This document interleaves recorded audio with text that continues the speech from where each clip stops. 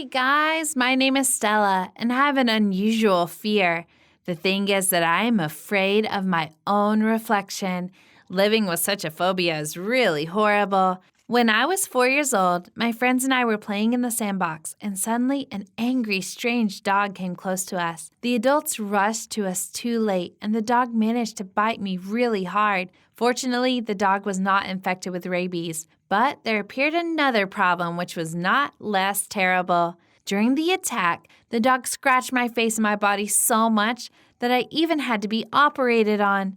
When I looked at myself in the mirror after surgery, I started screaming with fear and crying because I could not recognize myself. My parents were horrified as well, looking at my scar that took up half my face. The doctor said, unfortunately, the scar would remain with me forever and that nothing could be done to fix this. He also added that I got off easy because the medical team barely managed to save me. After that, my life changed. Friends stopped playing with me and did not even come near me. The acquaintances of all my family looked at me with sympathy and sometimes even expressed their dislike. From early childhood, I understood that I was different from other people. Things were getting worse and worse with age. When I went to elementary school, my classmates either ignored me or gave me unpleasant nicknames. They could also hit me or knock the food tray all over my clothes, but most of all, it hurt when they called me a freak. And when I showed up, they pretended that they were scared of me. And despite the fact that I got used to the stupid antics of my classmates, I could not accept the reaction of unfamiliar kids.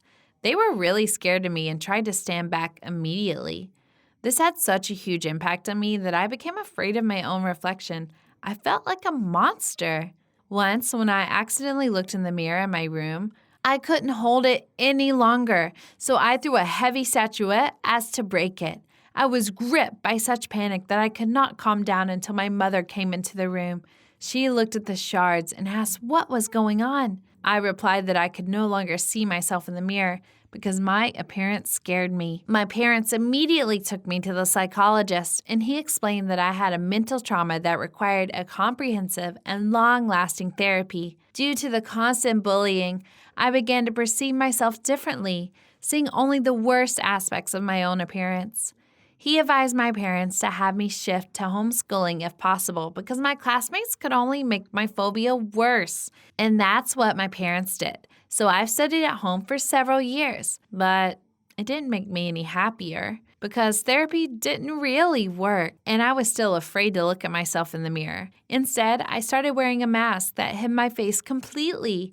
In most cases, I put it on when going out, but I could sometimes wear it at home when I felt especially horrible because of the thoughts about my appearance. Over time, my parents despaired together with me, not believing that my life would be like it had been before.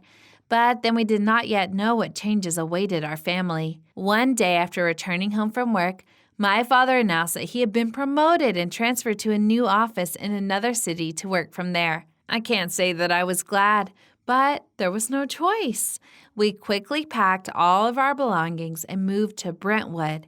After the move, my mother immediately went to school to agree upon my distance learning, but all schools refused us because I was already in my senior year and my presence at school was required to better prepare for the exams. I had to come to terms with the idea that I would attend school again and endure the ridicule of my classmates. On my first day at school, I was really anxious thinking that everyone would immediately start calling me names. But instead, after seeing me, my classmates tried to avoid me and didn't come up to me. No one even agreed to sit at the same desk with me. I became a loner, and in general, I was okay with that. But one day, everything changed. For the birthday of our class teacher, Mrs. Simmons, the classmates decided to prepare a dance performance.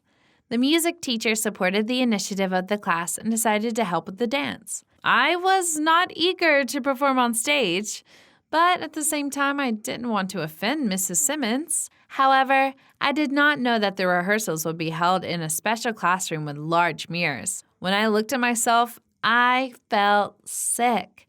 My throat got dry, my palms would sweat, my whole body was shaking. I was looking at myself and couldn't move. Then I even got hysterical. I shouted that I hated myself and my face, and I pushed all my classmates away. I ran out of the classroom in tears. A little later, Mrs. Simmons found me in the ladies' room, and after calling me down, somehow she sent me home. After such embarrassment, I no longer wanted to appear at school, but the next day I went back, and as soon as I entered the classroom, people came up to me to ask me how I felt. I was embarrassed because of such an amount of attention towards myself, but I was pleased because of the fact that they cared about me instead of laughing, so I gradually began to get closer to my classmates. Most of all, I was communicating with a girl named Dina, who even sat down with me at the same desk. As it turned out, we both loved beating and eating ice cream with cheese sauce. I was happy because for the first time in many years, I felt like a real human, not a monster. After lessons, my classmates and I often went to the movies, or hung out somewhere. However, this soon came to an end. One day, I overheard a conversation between two classmates who were complaining to each other about Mrs. Simmons. One of them said that she was tired of communicating with the ugly girl just because the teacher had asked them about it.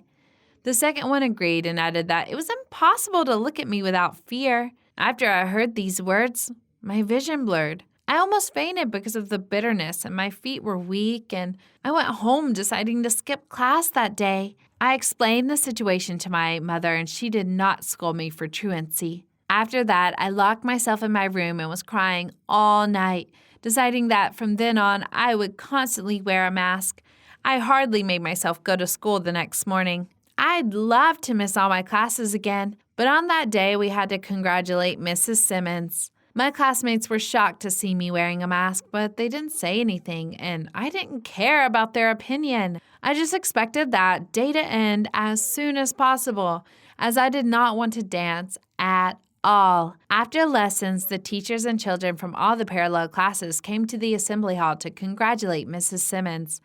When it was my class's turn, a terrible thing happened.